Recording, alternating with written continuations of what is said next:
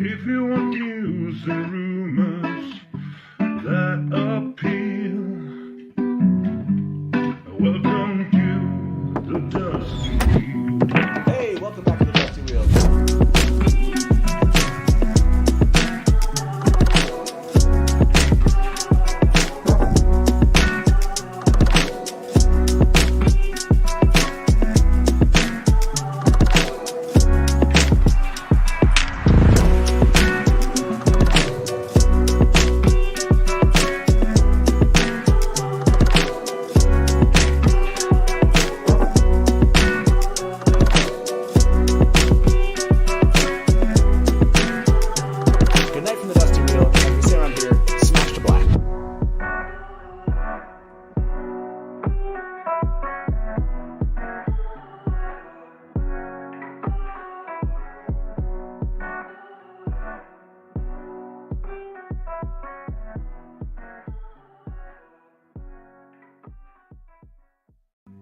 If you want news and rumors that appeal,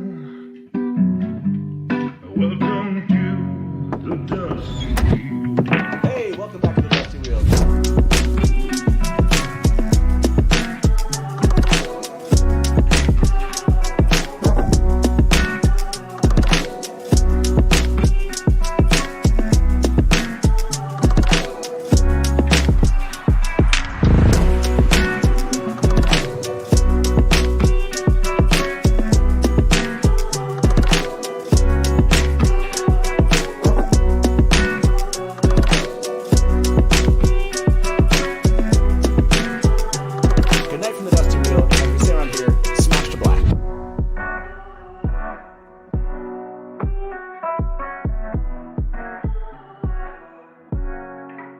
Hey, welcome back to the Dusty Wheel. I'm your host, the Innkeeper, and this is our live call and talk show all about the Wheel of Time.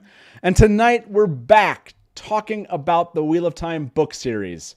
I know you're surprised. I know. It's been all about the TV series recently, but we're back talking about the books and tackling actually a theory that does not have an answer, although many believe they know the answer to this question. And the question we're asking ourselves tonight is, who is the Lord of Chaos? And we'll explain what that means, but to do that with me, let me introduce my guests first. Welcome to the Dusty Wheel, Master of the Deck, and Drew McCaffery. How you both doing tonight? Doing all right. Fabulous. Good. Hanging out in the end. If you don't recognize Master of the Deck at this point, it's one of our admins and mods here at the Dusty Wheel. Master of the Deck, it's awesome to have you here jumping in and talking theories with us. And along with us is Drew McCaffery from the Inking Out Loud podcast. I like to think of Drew as like a Wheel of Time genius, but maybe not so much anymore, right? Like you've moved on. I feel like you're kind of maybe rough around the edges a little bit. Is that accurate? Maybe. Yeah. I only won one of the 2 rounds at trivia last year. Yeah, so you're letting things slip. It's okay. Still genius level enough to help us out tonight, so that's good. Okay, so what I thought we'd do here, there is some Wheel of Time news, but we only have Drew with us for maybe just almost this first hour. So we're going to cover the news at the end of the show. And we're also going to give away a mug. So stick around for the news and a mug. But we're going to just jump into this and talk about Wheel of Time theories. So to do that, I went out, everybody, and maybe hopefully you're not surprised about this. I went out and pulled like quotes because we got to do a background here of what is even this theory and why are people asking this question. And maybe Drew, do you want to like tell everyone here, maybe give everyone a background while I pull up some quotes of just like basic, like why is there a question of who is the Lord of Chaos? Yeah. So obviously this idea of the Lord of Chaos is kind of a major like touchstone for the Forces of the Shadow. We have a pretty memorable prologue and epilogue in the book Lord of Chaos. We have an epigraph about it. And then we also have the very end of Knife of Dreams, where this shows up again, and it seems like this is the main strategy the Shadow is pushing in the pre-last battle stages of the series, and yet it's never really stated who is the Lord of Chaos. Yeah, we're going to talk about the first mention of that. Actually, I think you just brought this up. This quote here There are some epigraphs. Says, the lions sing and the hills take flight, the moon by day and the sun by night. Blind woman, deaf man, jackdaw fool, let the Lord of Chaos rule. This is a chant from a children's game heard in Great Arvalon. The fourth age. Okay, so what is that to you, Mash of the Deck, when you read that? The lions sing and the hills take flight, the moon by day and the sun by night. Blind woman, deaf man, jackdaw fool, let the Lord of Chaos rule. A children's game. Does anything come to mind of like what does that even mean? It reminds me that nursery rhymes are almost always really creepy and have got really like horrifying origin stories, you know, like Ring Around the Rosies, that sort of thing. Yeah. And when I was looking at this, I'm like, yeah, that checks out. That checks out with the idea of, because it says, you know, it's the fourth age of Great Arvalon. So this is like from is this like one of those epigraphs where it's like this is after the current age that we're thinking of? Yep. Yeah. So it's, I don't know. It makes me wonder if this idea of the Lord of Chaos as a tool of the shadow has now been subsumed into this style of creepy nursery rhymes, right? Yeah.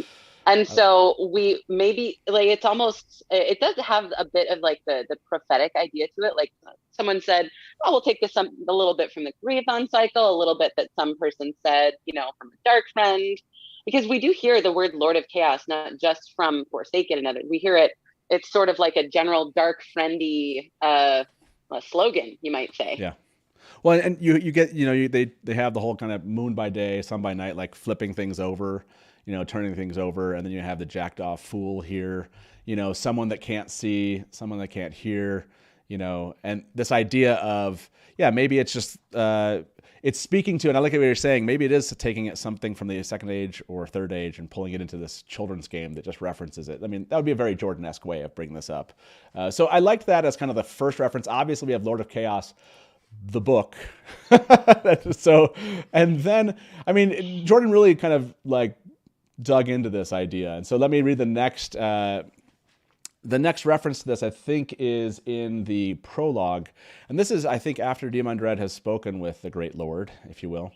And then he's speaking here with Masana. Was it Masana and who else is... I can't remember who else is... Semiraj. Okay, so he says... I think it's there, yeah. When I think where you two have placed yourselves, I wonder, how much has the Great Lord known for how long? How much of what has happened has been at his design all along? There was no answer to that. Finally, he said, you want to know what the Great Lord told me? Very well, but it stays here, held close. Since Samael chose to stay away, he learns nothing, nor do the others, whether alive or dead. The first part of the Great Lord's message was simple. Let the Lord of Chaos rule, his words exact. The corners of his mouth twitched, as close to a smile as Masana had ever seen from him. Then he told them the rest. So, Drew, that's the first time we get this let the Lord of Chaos rule idea. It definitely seems to stem from his meetup with the Great Lord, and we know a lot about that. Does this tell you anything? And we're going to dive into the theories for those who are watching.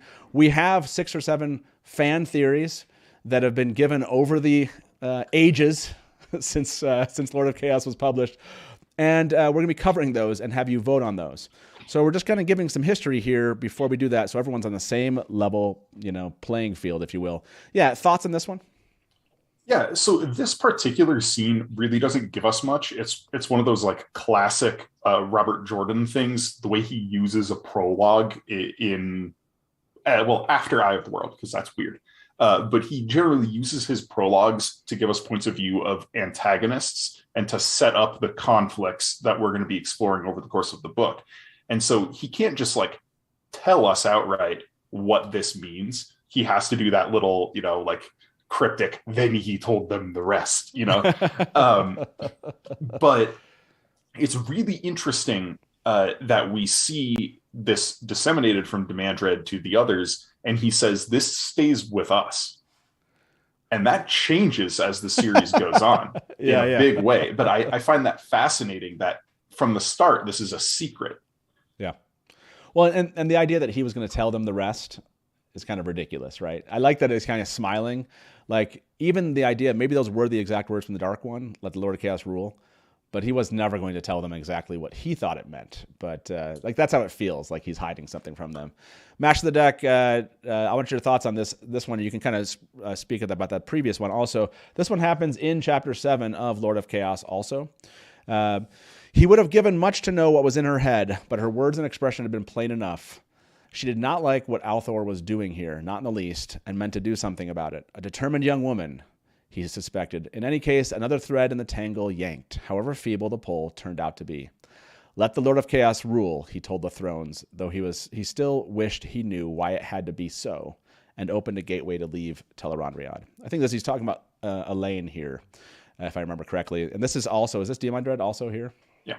And yeah, I was just saying, I was like, this is Demon Dread, right? It sounds like Demon Dread. This was Demon Dread seeing Elaine there, and like you said at the end, let the Lord of Chaos rule, he told the thrones after kind of empty, though he still wished he knew why it had to be so, and opened a gateway to leave Tel'aran'rhiod. Does that lean you towards any kind of interpretation at this point?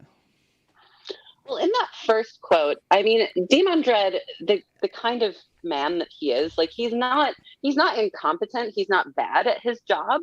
He's just not as good as other people. And he's a little tunnel vision-y.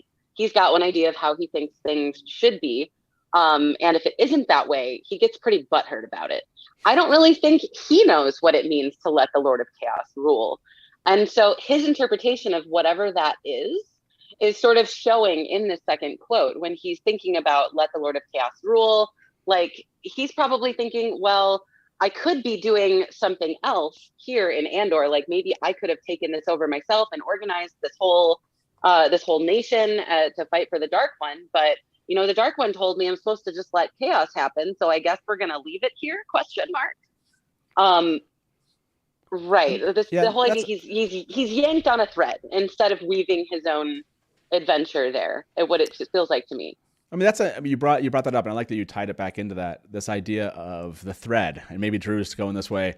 There was a popular theory out in the day that this had to do with the use of balefire, and it was one of the ones I think Brandon said something like, "That's an interesting theory. That's worth reading, if you will," and it had to do with the idea that the Dark One wanted them to use balefire to basically cause chaos to the wheel itself. Let the Lord of Chaos rule.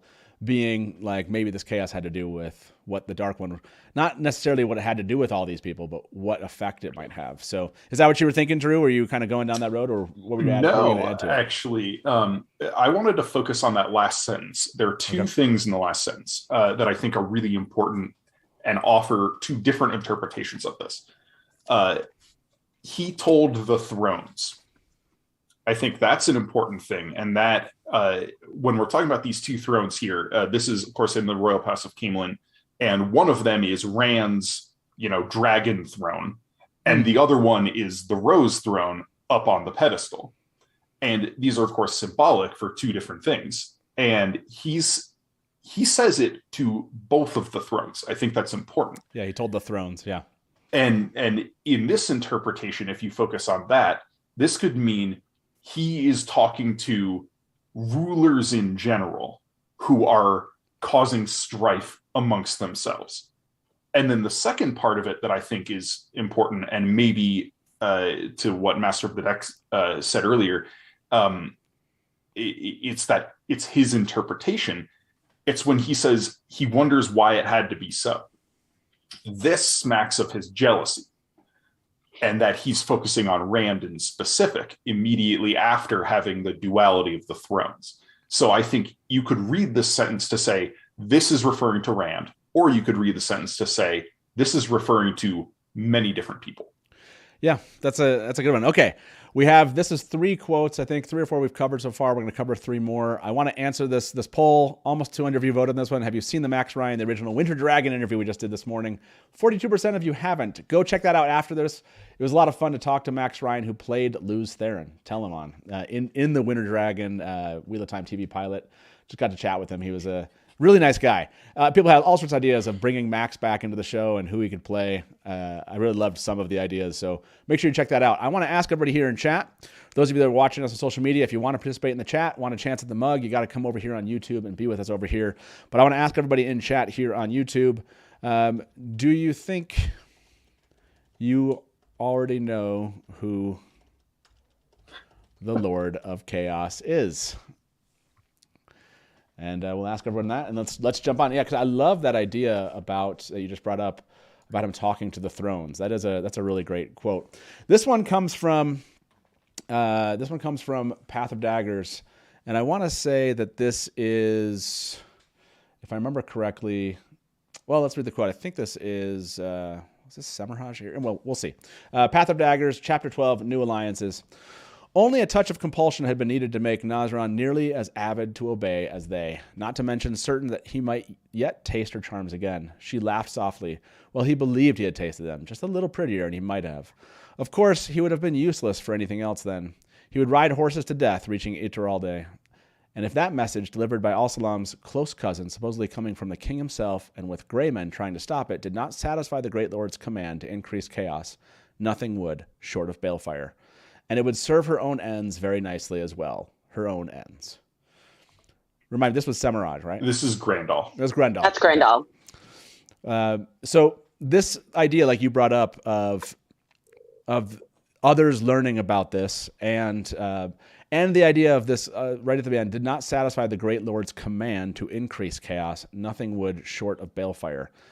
So, Mash of the Deck, that idea of nothing would, short of balefire, and increasing the chaos to satisfy the Great Lord's demands. That sounds like what Demon Dread has obviously said is the letting the Lord of Chaos rule here. She's interpreting it to mean just increasing chaos per his commands. Is that what you think it is, as compared to what she said here? Well, it certainly seems to be what Grendel think it is. I mean, Grendel very, very well plays the role of an agent of chaos very well, I should say, in the story. I love the line about balefire here, because it's just a really chef kiss piece of foreshadowing, for where her story is going. So with this situation where it's just like, well, I gotta abandon ship, I gotta fly this coop, so I'm just gonna, mess things up as much as possible on the way out, right? I do enjoy sort of how this reflects on Demon Dread's his scheme in that very first quote we did, our second quote that we did today, where he thought it's like, oh, it's all me. Everyone else learns nothing. And it's like, sorry, my friend, you're not actually that special. Yeah. Everybody gets to talk to the Dark One at some point. Yeah. That or somebody squealed, I guess. I don't know. But as Grendel's interpretation, that let the Lord of Chaos rule is just this idea of let chaos itself be my job, is especially since she herself is a very orderly person as part of her personality, is pretty wonderful. I mean, Drew, wouldn't you say that basically the Forsaken, whatever they're doing, is somewhat chaotic? As opposed to, now I know you just said Grendel loves order to it, but in bringing chaos to the pattern. So I mean, how is the Great Lord commanding them? To increase chaos somehow sufficiently makes sense. I mean, what's the logic of that? So I think it's important to look at the Forsaken as a whole in this kind of a circumstance, because we know the Dark One encourages competition among the Chosen. And that in and of itself causes chaos, because they are constantly undercutting each other and messing with each other's plans. And all that's going to do is just sow more confusion in the world. It plays perfectly into the idea that the Dark One wants chaos. And the kind of underpinning, the foundational strategy behind this is that, as I understand it, as I don't think I can say for a fact. I don't remember if this was ever directly confirmed, but the seals are weakened by chaos. Sure. So the Dark One wants more chaos in the world. I would say they're weakened by his touch on the world itself, but yes, but maybe you can say that translate to the chaos potentially. Because otherwise you get stuck in kind of like a recursive loop where the Dark One's touch on the world weakens the seals, and the seals weakening allows him to touch the world, So there has to be some reason why he needs his agents out there. Okay. And that's where I lean, especially because of this particular quote. And like you said, that balefire line in there is just the nicest touch of spice to add. It does. I mean, there's a lot of balefire references, right? Like when the Great Lord is speaking to Daemon Dread. Would you release the yeah, balefire? Would you release? Yeah, basically, would you start using balefire, Daemon? Is basically what he's saying. and it's interesting because he almost is like tender in asking him. Like, I think he asks, and maybe it was like one of those like. It wasn't actually a question. He was just throwing he was just putting it in the form of a question, but it was really a demand. But I think there's again, Jordan talked about this a lot, where the Great Lord has to use human surrogates, and he knows how frail they are, and so he definitely tries to work with them often. So, okay, let me throw this one out there. There's 3 more quotes, and we'll jump to the theories, everyone. This one, we'll go ahead and read this here. And it's Surath, and I think it's Semirog also. Which is why you will be perfectly safe in disposing of Tuon and proclaiming yourself empress. I've arranged for a ship which should arrive soon to bring word of the disaster. She laughed again and said something strange. Let the Lord of Chaos rule. Surath gaped at the other woman in spite of herself. The Empire destroyed? Semirog had killed the... Assassination was not unknown among the blood, high or low, nor within the imperial family, yet for anyone else to reach inside the imperial family in that way was horrifying and unthinkable. So, again, we have this... almost she uses the phrase, let the Lord of Chaos rule. Like, there's some weird... this is like a campaign. Like, you could almost make the theory that this is the Dark Ones... Yeah, it's a slogan of he started a new campaign to win. I don't think I had that as one of my theories that we're going to be talking about, but it has the that. The Dark One 2022. Let the Lord of Chaos rule. Yeah, this is just Build this worse. what do you call it? He's launching his campaign, and this was his phrase, and now they're all out kind of parroting this phrase. Match of the deck. Was there anything about this? She laughed again and said something strange. Let the Lord of Chaos rule. After speaking about just basically assassinating half of the royal family or whatever it was, the imperial family. Any thoughts on this one? That Semirog very easily created chaos. I mean, she eliminated a linchpin, which blew apart Shan-Chan proper, and now she's like, I've arranged for a ship to bring word of the disaster, so that the occupied territories can also somewhat devolve into chaos themselves, especially with a nation, a culture like the Shan-Chan, which sort of thrives on this idea of their eternal imperial whatevers, that not only is the Empress dead, but there's absolute chaos literally in the wake of it, is some really fun political maneuvering on her part, even though she's just trying to cause problems on purpose. Yeah, it's almost just she's seeding it a little bit. Oh, you want to understand this? This is our new game plan. Let the Lord of Chaos rule. How else do I say it? Again, Daemon Dread's quote right in the beginning of how Messana and Semirog themselves had been placed in very particular places, where their ability to cause chaos through pretty small or 1 or 2 big actions would be profound, the White Tower and in Shan-Chan. So, I think that what we've been saying about the Forsaken themselves being the agents of chaos, honestly, if they're intending to or not, is pretty on point. Okay. This one's also from Knife of Dreams, is the epilogue. Tame's eyes seemed to bore into her head. He spread his hands and was a mocking gesture. What would you have me say? Fair is fair, equal shares. Accept very well, and ask who will let you bond them. Besides, you must remember the old saying, let the Lord of Chaos rule. The chamber erupted with men's laughter. Pavara had never heard any saying like that. The laughter made the hair on the back of her neck try to stand. There's so much laughter related to this. Jordan, I hadn't tied this in before, how much laughter and smiling is tied into the statement of let the Lord of Chaos rule. And in this case, it was just laughter by the Ashaman here. And yeah, the laughter, it said, made the hair on the back of her neck try to stand, and that she hadn't ever heard a saying like this. So again, it kind of makes me like wonder, was this a saying back in the Age of Legends? Was this something that the Forsaken knew about? Was this a saying that went around, after the breaking, or sorry, during the breaking, if you will? During the war before the breaking. But yeah, Drew, thoughts on this quote with Taim? Yeah. So it would be easy. Like, I want to talk about this and kind of in context with the previous couple. Okay. It would be really easy to look at all three of these and say together, like, this means it can't be Rand, because this is about so many things that are just not about Rand. But if you kind of dig a level deeper, they are about Rand. Like, we have Semiraj destroying the power structure of Shanshan and then arranging for a ship to come deliver the news immediately after Rand just had his biggest conflict with the Shanshan. She could be saying, I'm doing this to destabilize Rand's biggest opponent right now and allow him more primacy.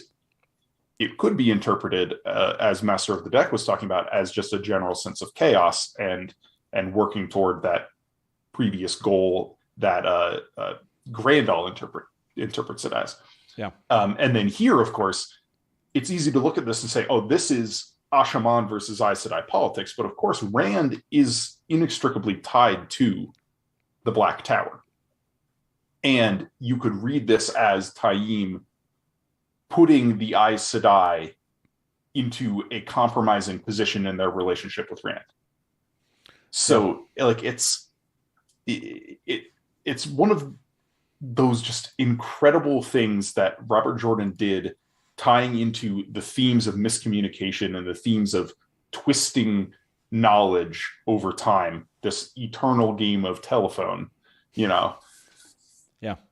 Because now we get this from Taim, and at the time of reading Knife of Dreams, we don't know if he's even a dark friend. This is like, okay, well, he's got to be a dark friend because he said that, but we certainly don't know that he has been elevated amongst the chosen.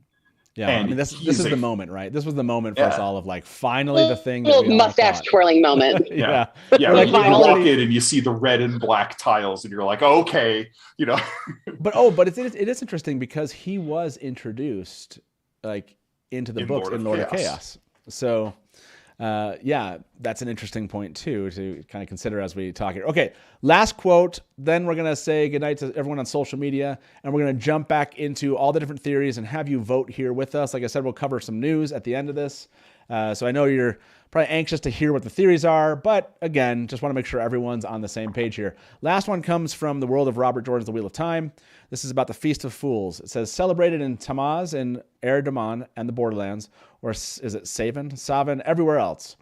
The exact day varying according to locality, a day in which all order is deliberately inverted. The high perform lowly tasks, running errands, serving at table, etc., while the low do no work and give orders to their usual superiors.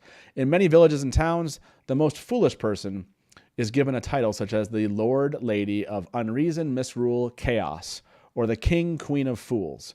Not an honor sought, but for that one day everyone has to obey whatever orders, however foolish, are given by the Chosen One. Called the Festival of Unreason in Saldea, the Festival of Fools in Kandor, Fool Day in Berlan and the Two Rivers. Note, in Tyr, Ilion, and the southern half of Altara, the time between the Feast of Abram and the Feast of Fools is considered the most propitious for a wedding. There's a lot in this one I want to mention. For those of you that are watching this on Twitter, Facebook, or Twitch, come join us on YouTube. Hopefully you enjoyed our sneak peek discussion of this theory. We're about to dive into all the theories, so come join us over there. You'll hear what some of these theories are. I want to point out on this one, it said, I just love that they mentioned this. However foolish are given by the Chosen One. I just love that it said the Chosen One. Particular language. Yeah, particularly said the Chosen One and Lord, that this person is called the Lord of Unreason, Misrule, and Chaos. And it's kind of like the high, like you were talking about this, Drew, it's when the rulers are basically flipped over, their pieces are flipped over, if you will, on the board. So, and they are given to doing the things that, here it says, right, the low do no work, whereas they give orders to their superiors. So Master of the Deck, does this tell us anything else before we jump into the theories? Did you see anything from this last reference to Lord of Chaos? I think going from the previous quote and to this one, where Taim calls it an old saying, on the one hand, you could interpret that as him like trying to like, haha, I'm in on the story, even though he's not, because he's like the new kid on the block.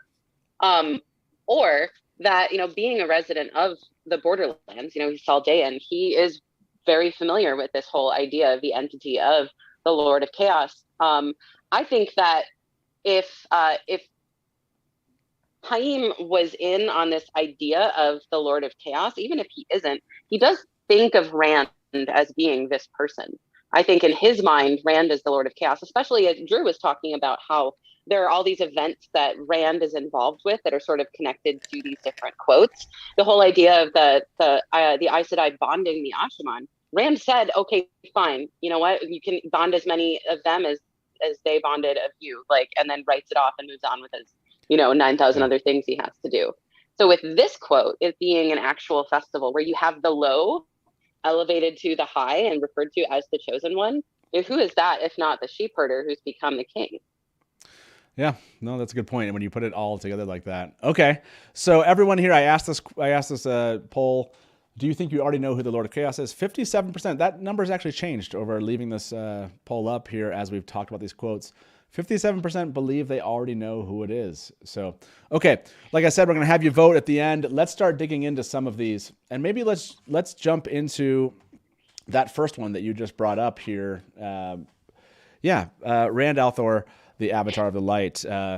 When it comes to this theory itself, I think you just made a really good case for this, that the Lord of Chaos in this way is Rand, right? It's they're trying to basically have the sheep herder becomes the ruler, and how chaotic this is to put someone like Rand into the role of leading, if you will, and how they're trying to tear that down around him. Drew, do you like this theory that it's Rand? That Rand is the Lord of Chaos? Yes and no. Okay, go for it. I think it's impossible to say no, Rand is not the Lord of Chaos, but I think it is very possible to say the idea of letting the Lord of Chaos rule is much more than just Rand.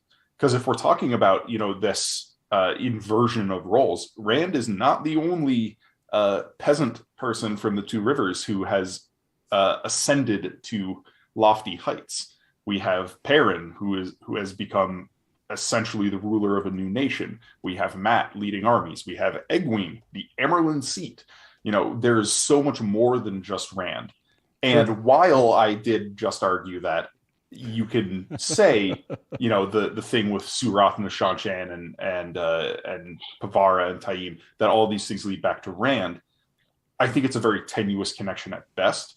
And especially with the Grandal instance, Rand hasn't had any contact with Al-Salam or Ituralda at this point. Like that's pretty much independent of what Rand is doing, which at the time is focused around Ilion and the Shanshan.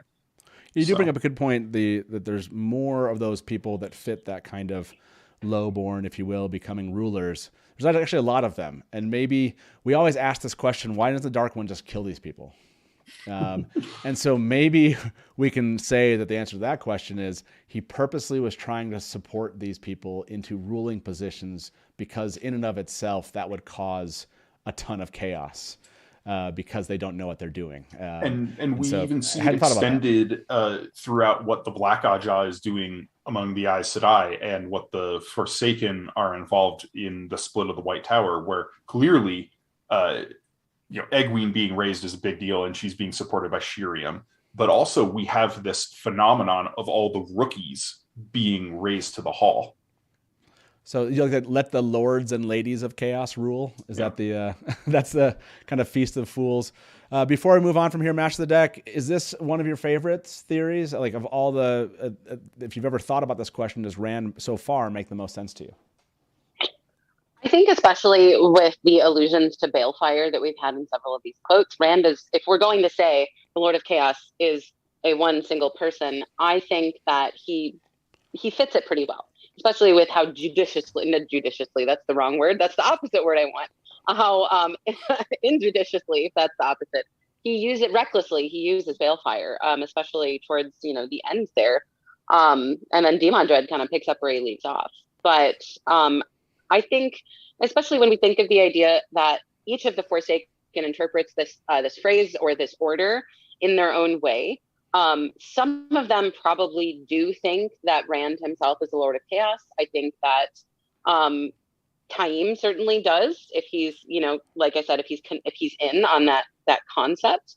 I don't know that some of the other Forsaken would. Like Drew said, Grandal doesn't. Yeah.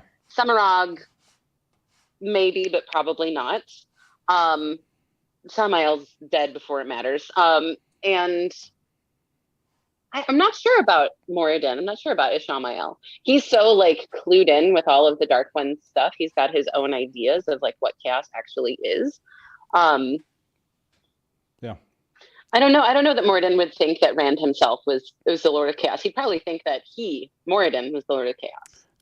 I don't know right. if he's on your list. He's well, definitely. We'll get there. I think he's close. I want to jump to the second theory here.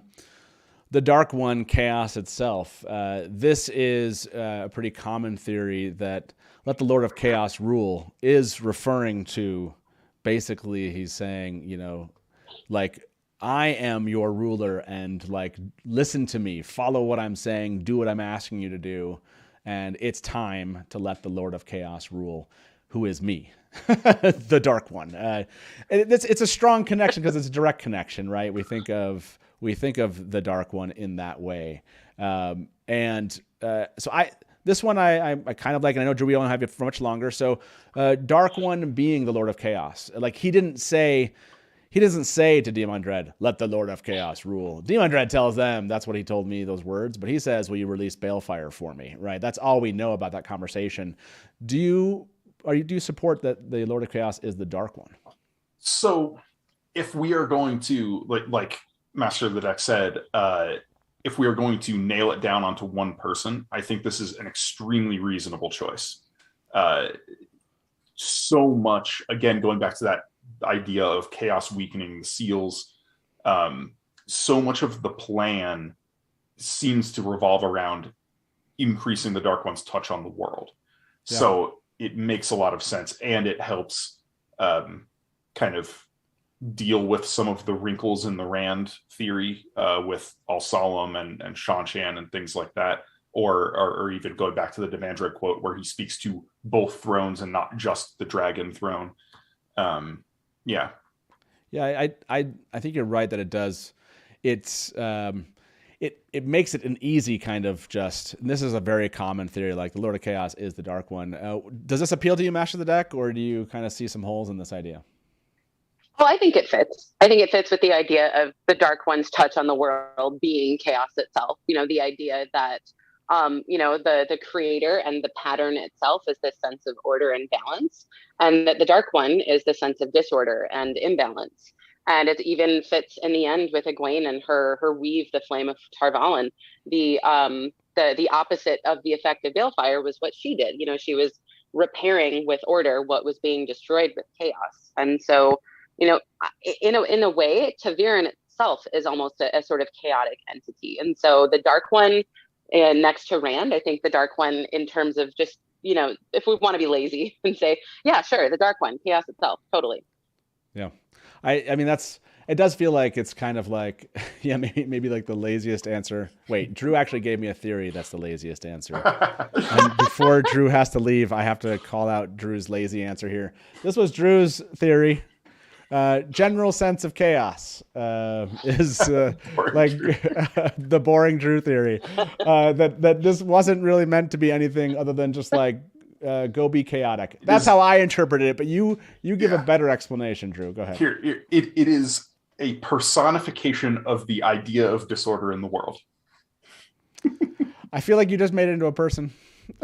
you try to personify your theory. Well, the title is the personification, but it's not saying that any one person or people are the lords or ladies of chaos. It is just the directive to cause disorder in the world.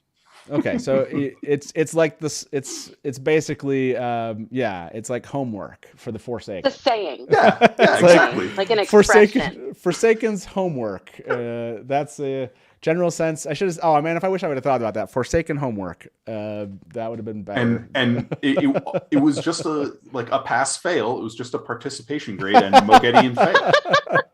So she's Grandall mind trapped. understood the assignment. I like it. I like it. This one does. I like this theory that comes up here because it does tie into the idea of Moradin and other Forsaken. Think about the Forsaken that are speaking about this. Think about who we always get this directive from. Is always from one of the Dark One's top lieutenants. So I like that this theory of becoming Nameless. It's a chosen challenge.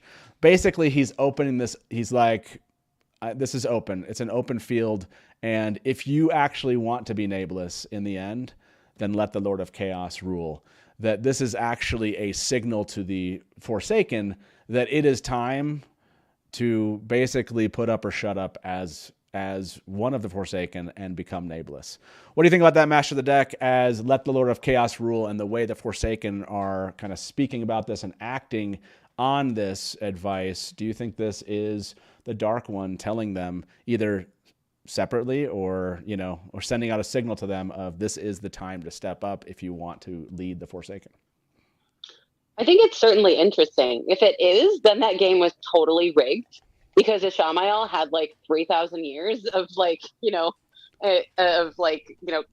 racked up points on the rest of them. With all of his, chaos generation with, Hawkwing and even, the Seeds of Deshanchan and in the White Tower. But I do like that idea of laying down the gauntlet where, especially since generating chaos is often pretty dangerous. And when you're generating chaos, you also have to try to prevent the people who are trying to establish order. Rand is trying to herd these cats. And the Forsaken are all here hee, let me push them all this way and that way. And along the way, several of them get, crispy fried during their chaos and homework. So in summary, if this was Forsaken homework or a challenge to become the Nameless, the Dark One knew all along that Ishamael, now Moradin, was going to win. But it met his own ends.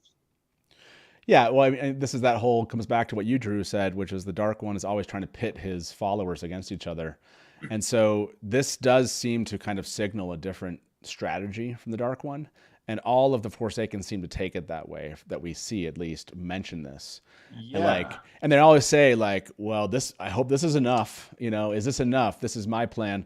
So I guess I like this idea that it was a signal to the Forsaken. This is something specific for the Forsaken, and they know what this means. And they have to question if they are going to go to the nth degree, which is Balefire probably, to accomplish this for their own means, if you will. So yeah, final thoughts on this theory. Yeah, so I actually think this is pretty compelling as well, because if we're talking about the idea of whoever wins is the Lord of Chaos, that kind of a thing, is the Nameless, because we have that quote from Lord of Chaos itself with Demand Dread, where the Dark One asks him, would you be Nameless? And then I believe, I may be wrong on this. This is, one of those, my memory's starting to get fuzzy because I haven't read these books in 7 years, but I believe Slacker.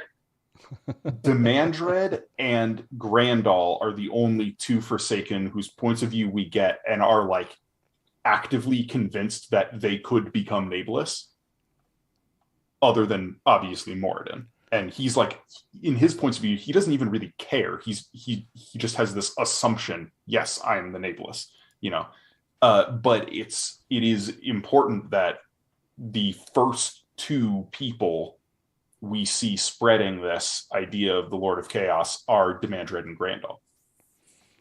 Yeah, I like this by John said, oh, this is a good theory and also fits in with the children's game. The lyrics give kids a way to understand what the Dark One did to the world.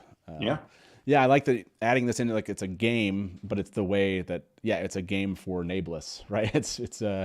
It's the Survivor. I think I posted as like Chosen Runway or Survivor Nameless. This one, Drew, do you have to leave us now? Do you got any more minutes or you got to go? I do have to head out. I got to record an Inking Out Loud episode. But okay, Drew, if you had to choose at this point, who is the Lord of Chaos to you? You're going to be wrong because we're going to get lots more theories and vote at the end. But if you just knowing what you know now. Of the 3 theories we've covered so far, I'm going with the Dark One, Chaos Incarnate. Okay, Dark One it is. Thank you very much, man. Hey, I really appreciate you jumping in tonight, and we'll talk to you soon. We'll see you at JordanCon.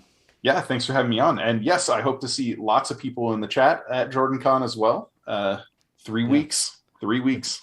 That's crazy. I think it's like That's 2 weeks. soon. 2 weeks, man. Soon. It's 2 weeks away. Oh, it's the Crazy. 6th already. Oh my gosh. It's the 6th already. Yeah. Okay, man. We'll see you soon. All right. Yep. Thanks for having me, Matt. Yep. Adios. Okay, it's just me and Master the Deck. That's right. Okay, let's try to present these. So this is a variation of this last one, but I want to bring it up because it's not becoming nameless. This one is a signal that it's the end of time and the gloves are off. So basically it goes back to that campaign idea that we had, which is this is the Dark One telling them they can become nameless.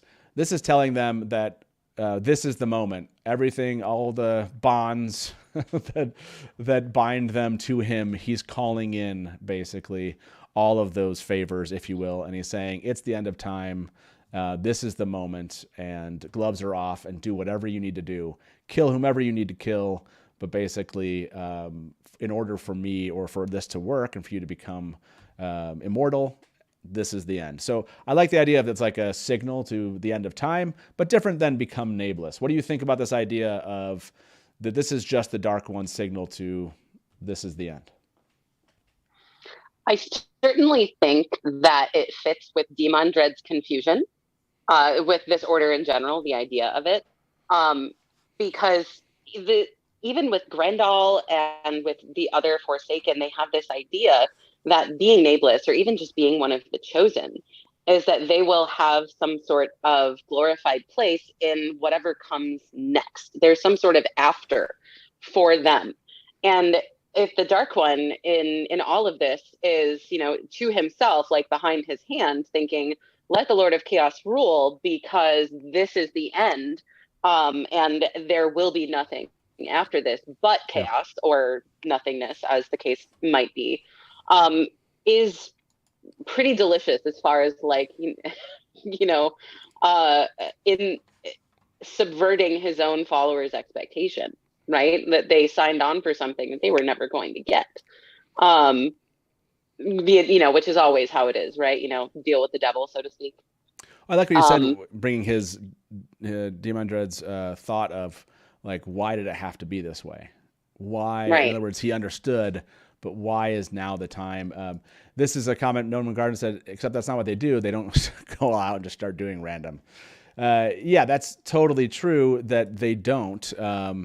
But I will point out this, they don't want to go to the degree of Balefire. None of them really want to go to, when the Dark One says, will you basically use Balefire for me? Right. It's a nuclear option. Yeah, the Dark One's saying, I know that's the end of the pattern, but this is a good thing for you. It's the end of the pattern of the wheel. But he's actually calling in this question of, but that's what it's going to take. And right. The theory by on Theoryland that kind of deals with this idea of Balefire mentions how sometimes the warping effect that people sense, they think it's just the Dark One's touch on the pattern, but they sense that same warping when Balefire is used. So one of the points made was maybe some of the warping that people are like, oh, this is the Dark One touching the pattern, actually is because Balefire is being used. We're not seeing all the instances. Jordan's not taking us over there and like, watch them Balefire these people and watch them do this. But he's showing it by the fact that the world is breaking apart. Because the connection between the world breaking apart and what is mentioned in the Age of Legends, when they all started using Balefire and Balefiring entire cities, they were talking about how the world, basically the wheel was coming undone. and you're seeing that in the books. So I do think maybe they are using it more than we think they are, and maybe this is the Dark One's call to be the end. I like the idea because it's like you do see the world start to break apart even much more than it was for the first 6 part of the book, and as it is later on. So I like it. Is this of that one versus like End of Time versus Becoming Nameless? Do you lean towards one of those two? I think this fits. It feels more active than the idea of the Dark One as just an entity of chaos to me. In your Essential Forsaken BARSIDE Chats episode, if that's what it was called, I can't remember, but where you talked about how the essence of being one of the chosen was this sort of like selfishness, right? Where there's an arrogance to them, where it's all about them, and it's a desire for power. Blowing up the world with balefire is the absolute antithesis of that, which is why in the War of Power in the first place, they all wanted to stop using the balefire, because it was like, I mean, we can't be the king of ashes. Meanwhile, you have Ishamael and Moradin and the Dark One themselves over here like, no, actually, that's exactly what we want. Right. At Endgame, we see is that, it's that cessation. It's the end of the turning of the wheel. And to have the Dark One himself be sort of saying that, would you release balefire for me? As that sort of sly thing. And Demon Dread being like, do I have to? Okay, I like this. This one is probably the one I like the most so far, I think. Yeah, I'm starting to actually like it more. But it's apocalyptic. Yeah, I mean more than I was liking it originally when I kind of first put it into the list. Do you think the Lord of Chaos is a person? We asked that in a poll. 50% said yes. 50% said no. So I want to ask this. Split vote. I know, another split vote here. So I want to ask everyone in chat here. Does the Lord of Chaos have something to do with the use of balefire?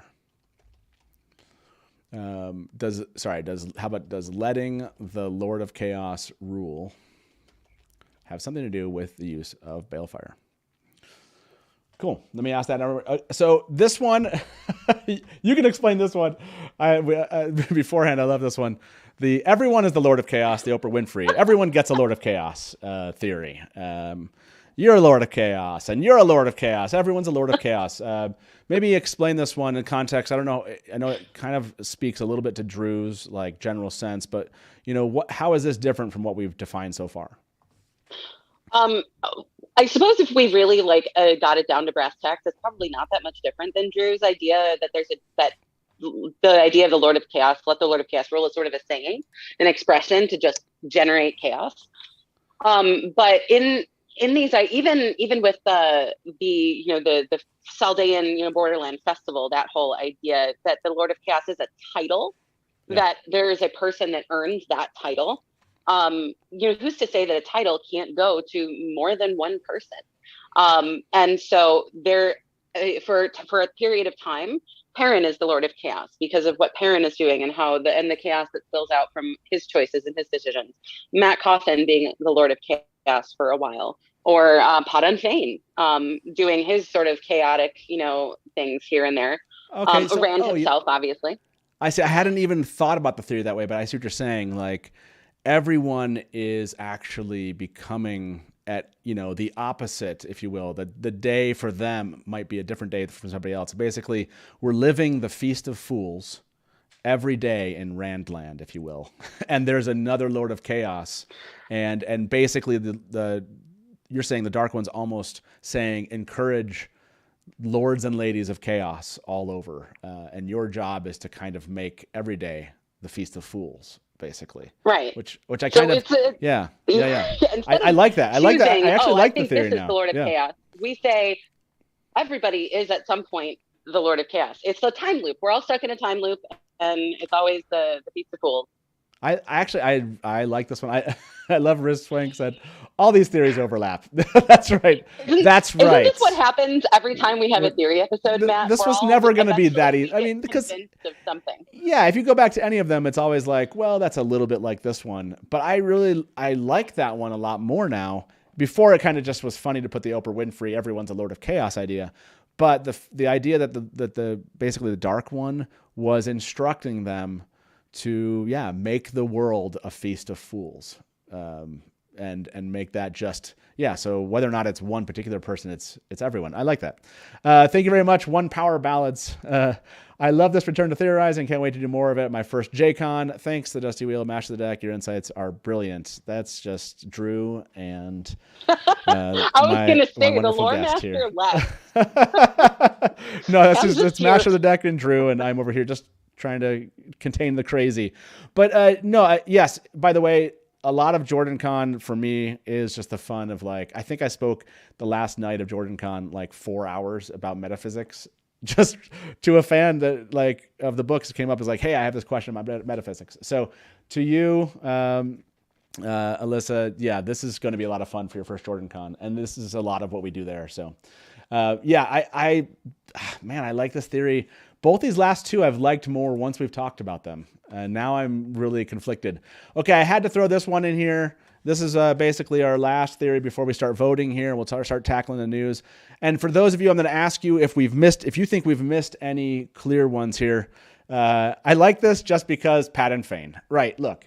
Padan Fane is the true agent of chaos. He's the only person that Robert Jordan said basically, kind of could be considered like he...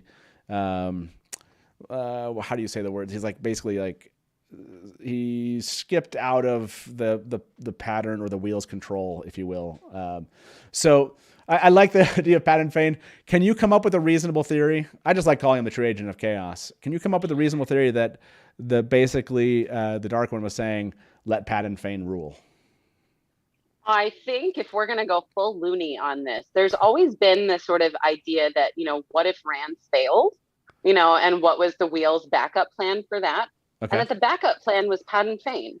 That's why he was at Shale Ghul in the first place, as the pattern was setting up a failsafe. So in case Rand, screwed the pooch, we have Padan Fane here. And even if Mashadar and that whole, whatever Padan Fane is still not good, it's not a total cessation of everything. That the pattern doesn't affect him, but he still has to kind of live in a physical world, which is what the Dark One is trying to stop. I'm just totally wrong about the metaphysics of how Padan Fane works. I mean, does Padan Fane, does time affect Mashadar? Is he outside of the pattern entirely?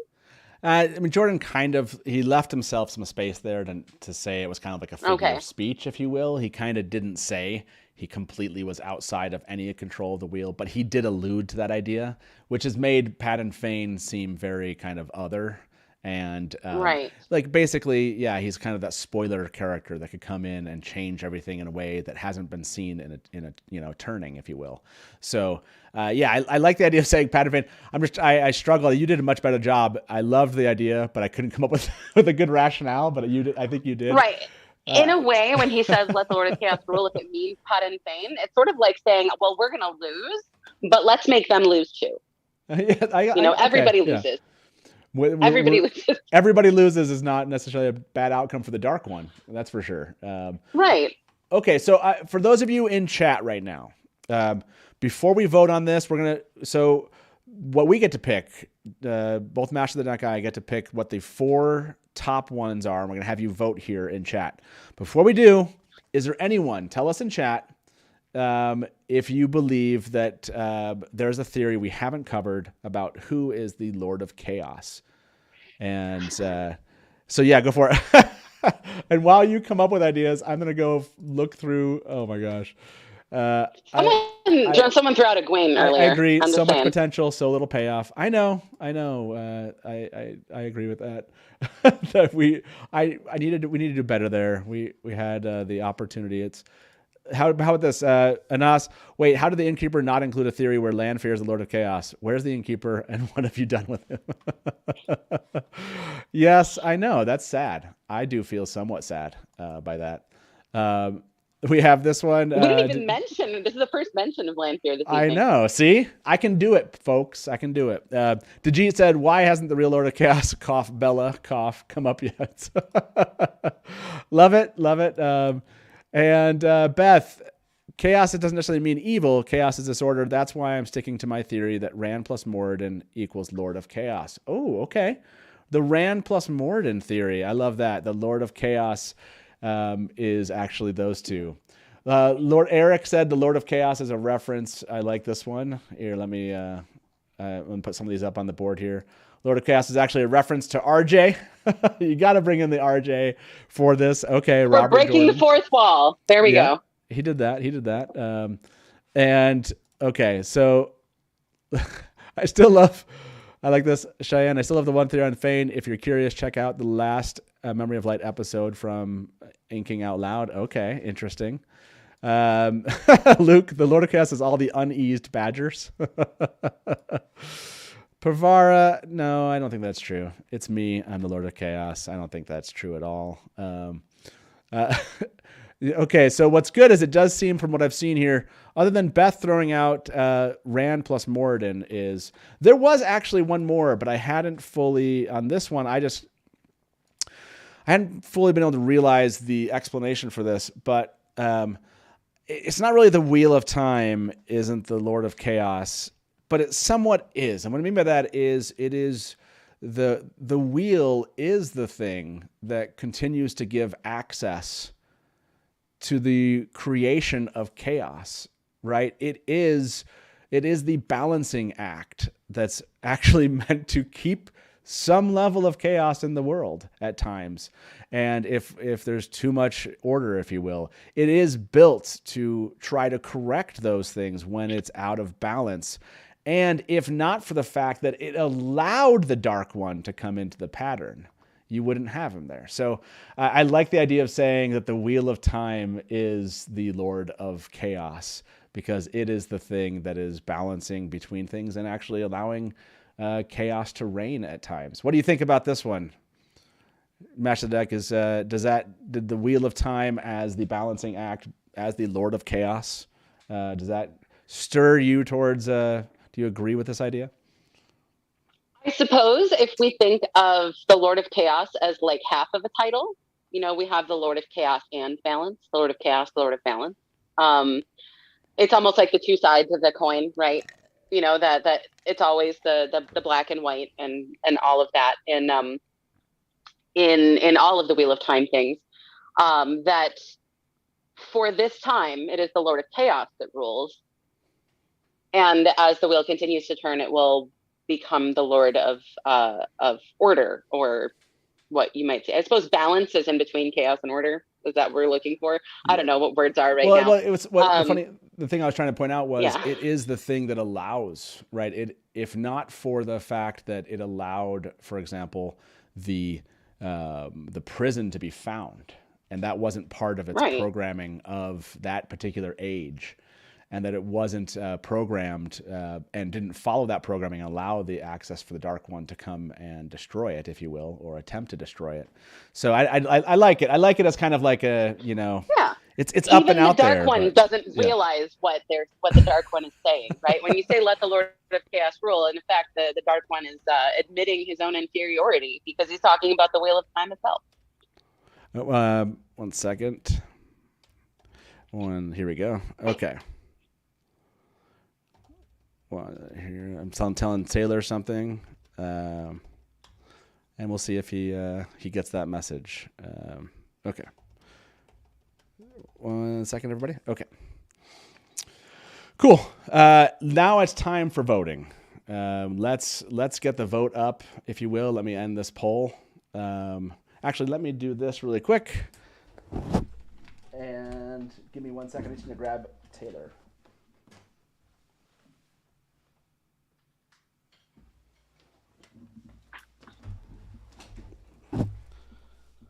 Quick, while Matt's gone, I didn't see any other theories. Come on, chat. Y'all are lazy tonight. I saw someone mention a Gwaine earlier as a theory. I fixed it. My issue without Taylor coming. I fixed it. Okay, cool. Good for you, Matt. Then I'm able to do some of these things. Does letting the Lord of Chaos rule have something to do with the use of Balefire? 50-50 again. You all are, that's crazy. You keep on doing 50-50 stuff. We haven't convinced anybody of anything tonight. Nothing has been truly compelling, I suppose. That's what the split vote means. I fixed it. Yeah, so I'm good. Taylor, you made it. Woo! I fixed it already. I know. Look, it was quick. Okay.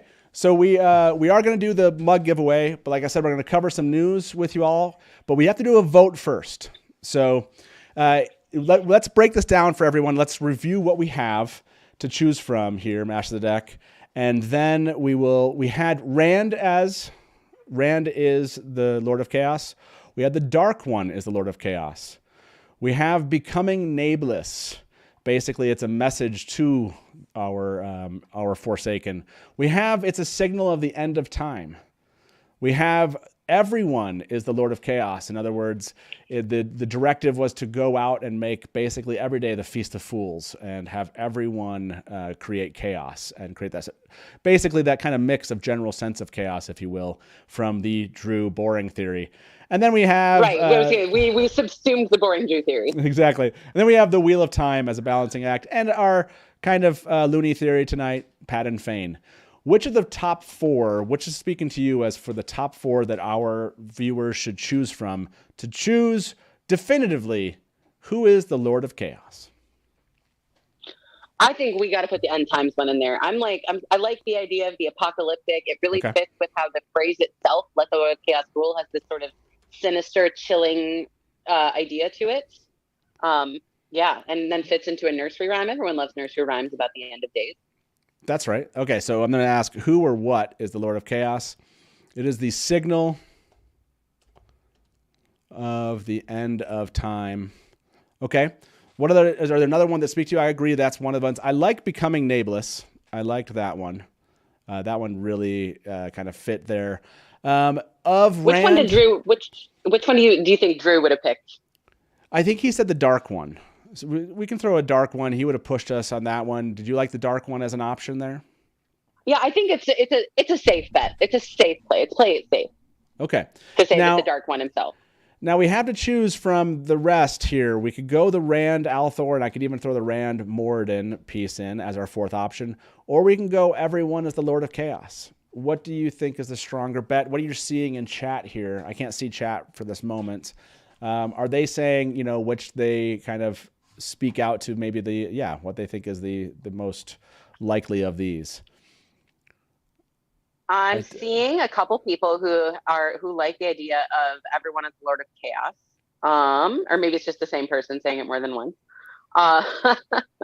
If you like the campaign slogan idea, a couple of votes for Rand. Okay. So Rand, So I guess we have a signal at the end of time, Becoming Nameless. I think signal to the end of time probably pulls in that idea of like everyone should become the Lord of Chaos. Like it's basically time to bring the end, if you will. So if you're out there and you're like, oh, you know what? I liked the whole idea of campaign slogan. To me, that is like signal to the end of times. So I'm just to put end of time is the option there that kind of encapsulates that one. And then we'll say Rand or Rand Moradin. How about that as our fourth option? Yeah, I looking through the chat now that people are paying attention. I suppose maybe chat's catching up with what we're saying. I'm seeing more people say Rand than the Oprah Winfrey theory. Okay.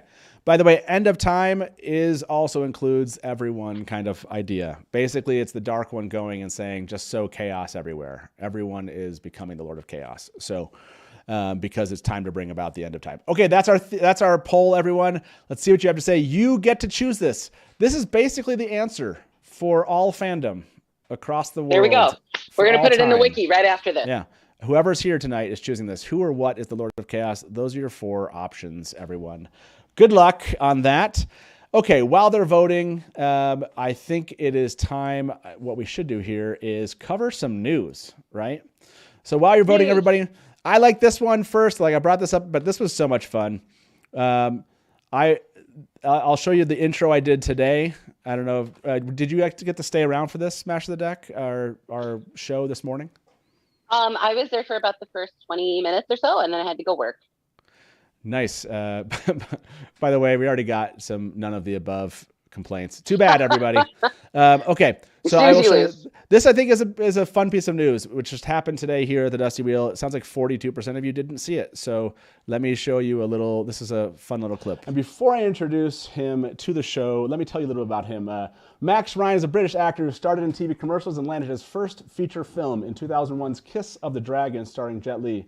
Max has had roles in international hits like League of the Extraordinary Gentlemen and Sex and the City 2, but most notably for Wheel of Time fans, Max played Luz Theron Telemon in the 2015 Wheel of Time TV pilot Winter Dragon. So with that short but sweet introduction, let me welcome Max Ryan to the Dusty Wheel. Max, welcome. How you doing? Oh, boy, that was a pretty special introduction. Max, well, I know Max is really cool. I like that was a really special introduction. Taylor told me this. I think it was Taylor. He's like, I don't know if you saw this comment in chat, Dad. He goes, somebody said that was a better introduction than most of than the other Luz Theron got. Was it that what it was, or was it the other cast members got in the show? Then we gave other cast members. Oh, okay. Then we gave other cast members. Yeah. He was. Oh, Max was great. By the way, you guys should all go watch that. Obviously, if you haven't seen Winter Dragon, can you really call yourself a Wheel of Time fan? No, I'm just kidding. There's some fans that will not see it. Actually, they refuse. We tried to pull some of them in to see the Winter Dragon, the Dusty Wheel cut at least. But Max is really cool. Really nice guy. Actually. Someone mentioned this in the comments afterwards. He said that he really liked that pilot. He was really proud of it, and I think that that was really endearing. Just how much he appreciated being pulled into that last minute. He gave some details about how that came together. That Billy Zane had kind of pulled into it, and it just happened in a couple days, and he was all of a sudden. I mean, for what he explained, I was like, oh, it's pretty good. So Max was amazing. I'm looking forward. Maybe Billy Zane will come on. We'll talk to him someday. That'd be a lot of fun. Okay, this other piece of news today. Have you seen this, everybody? The Wheel of Time PC game has been remastered and is available on GOG.com.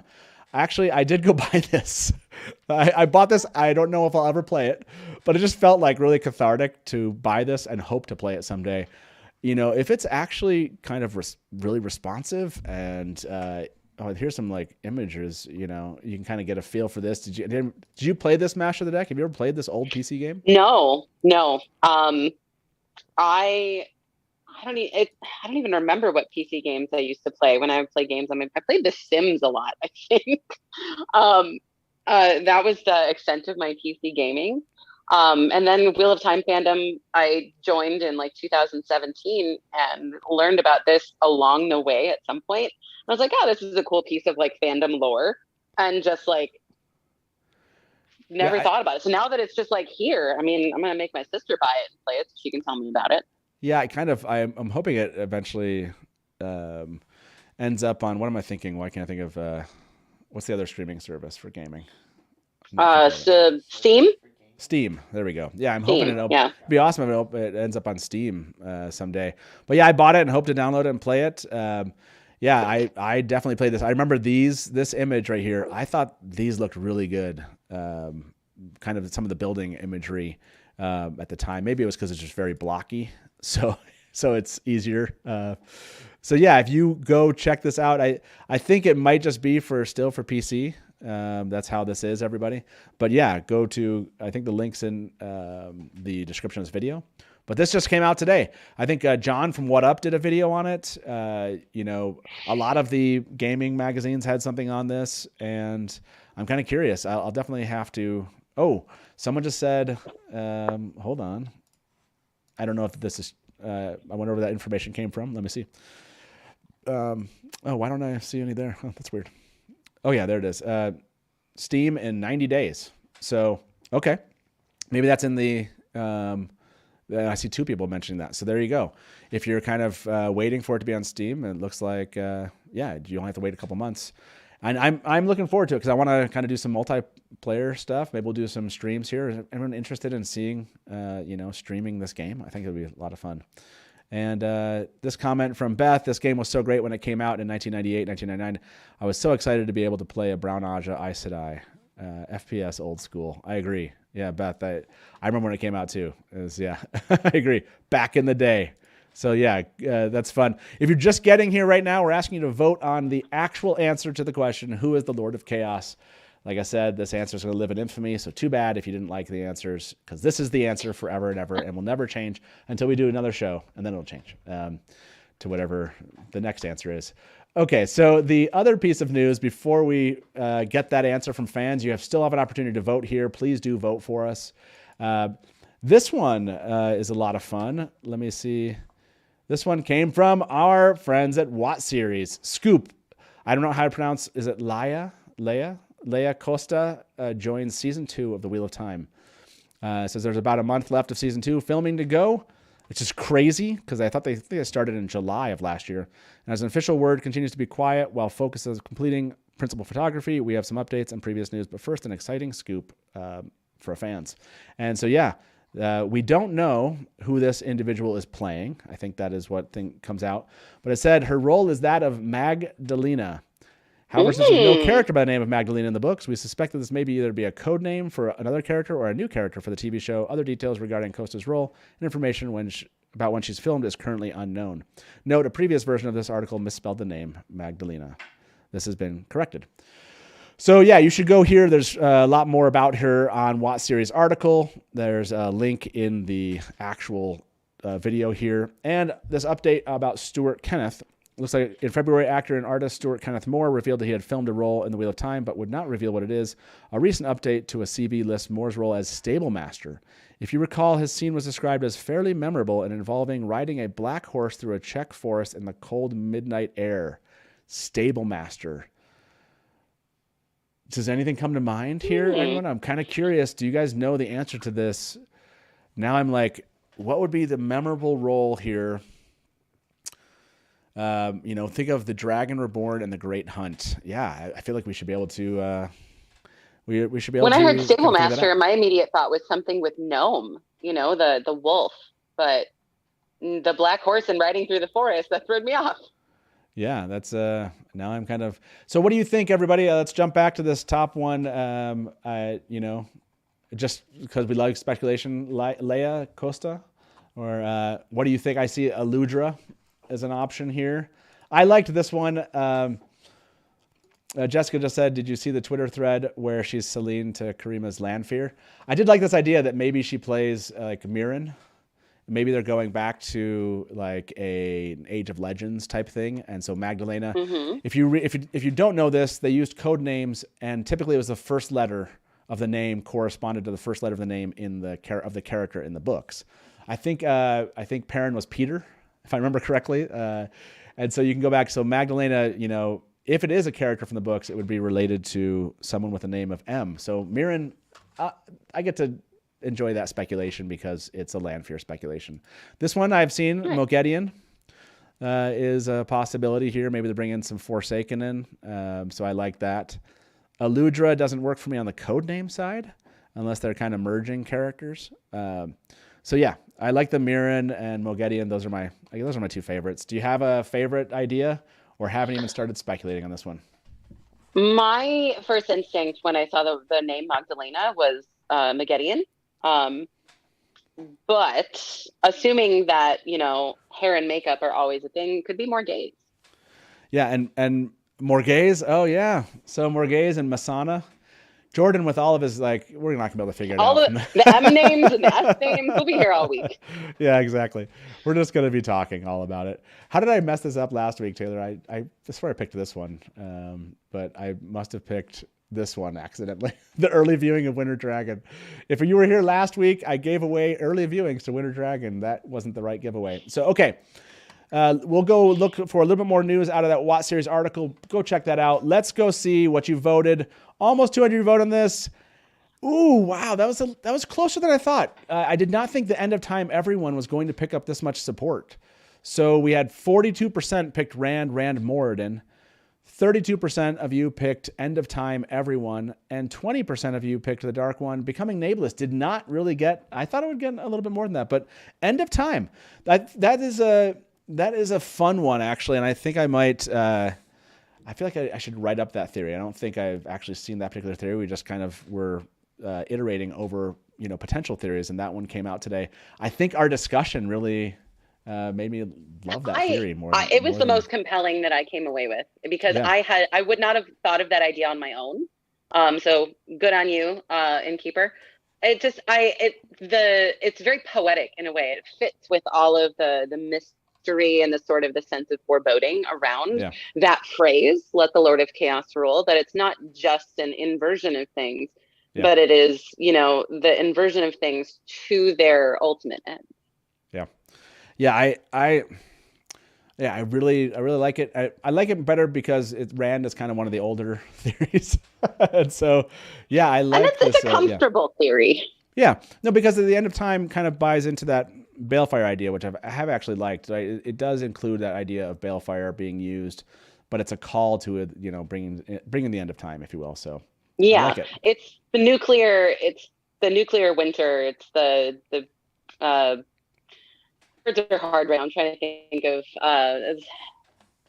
when like everyone has the nuclear weapon, so like nobody uses them, but then we all decide to like all press the big red button at the same time. It's right. That. Yes, I totally agree with that. Everyone's asking for what my official opinion is on this. I'll go find this. And yes, we're going to do a mug giveaway. If you're still sticking around, don't leave just yet. Unless you don't want a chance of the mug, then I guess you can leave because you feel like you know who the Lord of Chaos is now. What was feast is that? Sorry, I'm looking up in the theory database because you all wanted to know. That was going to be harder to see here. So let me do this. It's all these things, that are, okay. There's the theory. Not to distract you. Did you see Shora Agdashlu's tweet like on April 1st? I know. Like 5 days ago? I know. Right? Yeah. Do you think it means that she's actually in this season, or do you think it means that maybe she's like next season and she was like, I don't have any information? So I don't think it's a season. No way. Especially since like we manifested that on Twitter. Thanks, Twitter of Time. Yeah, nice job, Twitter of Time. But that all happened like maybe 2 months ago, if time like has passed in the way that I feel it has this year. Right. But for the future, also like the whole April 1st thing, I don't think Shora would do that to us, but the timing of it is certainly inconvenient in terms of like giving us any sort of confidence. But she does say when I have the news. We'd circle back when she has news, not if, but when. So I think we got her. I'm hopeful. I think that's in the bag. It'd be awesome. Grace wanted her so much that like having that on the table. I don't have her. How do you spell her name? I can't spell it. Hold up. It's short. It's SHOH. Okay. And how do you spell her last name? AGHDASHLOO.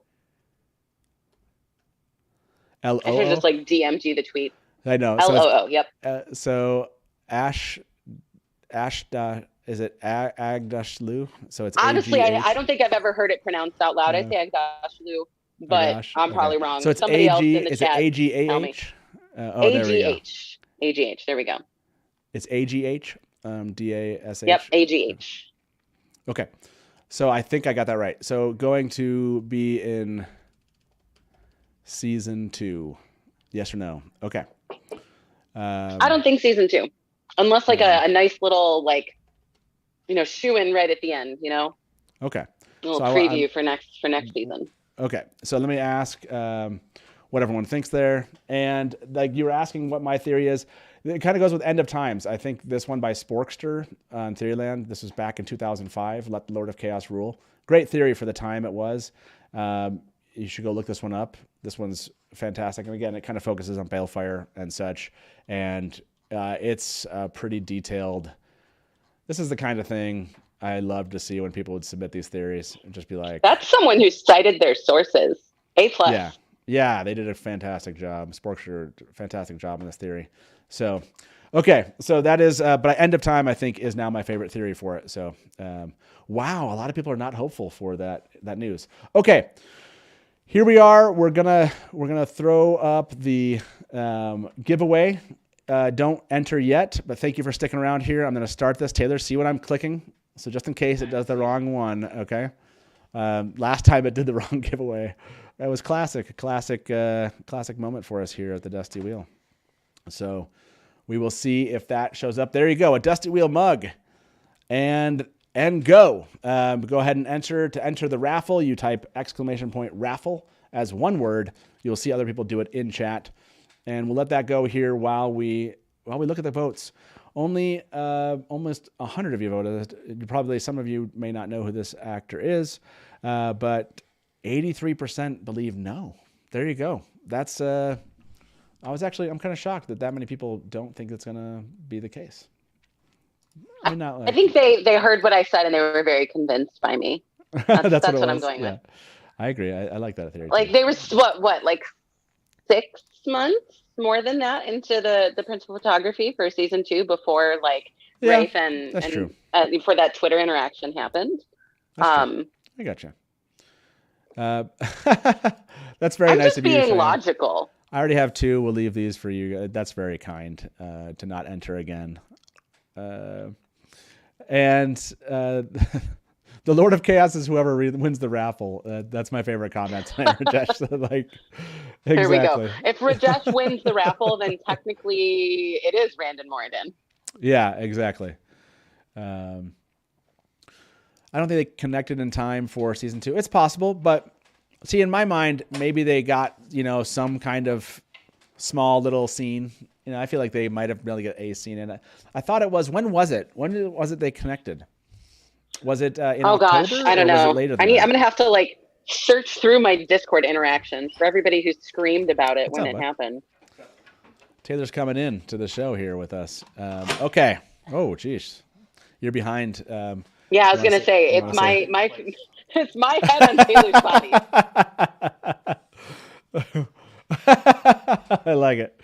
Nice. You guys stay there. Okay. Let me end this poll. 78% of you think no. And there's hope among the 22% of you. Okay. Hopefully you've entered the raffle. If you wanted to be part of the raffle, again, like I say, with the show being kind of behind us a little bit and waiting, these are the best times to ever win a raffle. You have a 1 in 83 chance to win tonight's raffle. Let me close those entries now. Okay. Also, I found it. It was in December 18th, where she at Rafe Judkins and said, "The fans say we need to talk." Okay. So December 18th. Taylor, I like you. I'm like, I'm trying to line myself. I need to back up and move my iPad to line myself up with Taylor's his biceps. It's not working. I like it. Okay, here we go. We'll pick a winner. Good luck, everyone. Wish you the best of luck.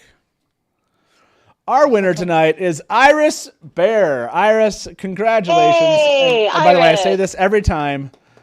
Did Iris already win? I'm always like, no, it's so funny. Like every time I see a name, it's because I think I see everyone's name in chat. I'm like, that name seems so familiar.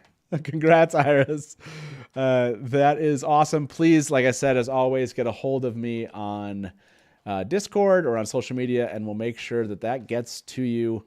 This can take a while. It just can. It could be a couple weeks. It could be a couple months. For those of you waiting on our October leather work from Trian, yes, you caught us in the worst time ever because we have to manually send those out. And so it's a lot more work for us. And we're in the process of moving and new jobs. And, Taylor got married and he's moving and all sorts of fun things. So I promise we will get those out. You will, unfortunately, have waited the longest to receive anything from the Dusty Wheel. But not for those that are members of Theoryland. Sometimes I waited years for me to post theories. Just one time. Let me tell you this funny Theoryland story. This was funny. I was like, I'm going to post that. I promise. I had an inbox of 3,000 items of things that needed to be posted and things I needed to reply to or something like that. And my computer died. And that's the only place those emails were or something, because that's how email worked at the time. I don't know why. It doesn't make any sense to me that they went away other than it must have been Outlook. I have no idea. All I know is Outlook saved things locally and you deleted them from the cloud or whatever they called it back then. I have no idea. Yeah, there's no really cloud back then. It was, right. I don't know. Somehow I lost 2,000 emails and I was simultaneously horrified and then well, something I can do. Just burn it down. I was like, there's nothing I can do. So sorry. Let the Lord of Chaos roll. That's right. Thank you. On that note, Sister Porridge, Innkeeper's life is the Lord of Chaos right now. That is the truth. This is the everyone theory. Everyone's life, I'm sure, feels this way. So not as chaotic as some, for sure. Okay. Good question, Jessica. I'll have to get back to you sometime about that. But yes, fantastic question. So I like Wolf Brother that one time at Theoryland. Yeah, that's. I need a shirt. That just says this one time at Theoryland. Oh man, I need to do that. So, okay. That was it, everybody. Thank you for being here. Master of the Deck, thank you so much for joining us. That was a lot of fun to kind of break down those theories. Taylor's trying to still do the right. I'm like, we're not in sync. Okay, hold on. I'll lean back. And there we go. Perfect. Thank you. Don't move.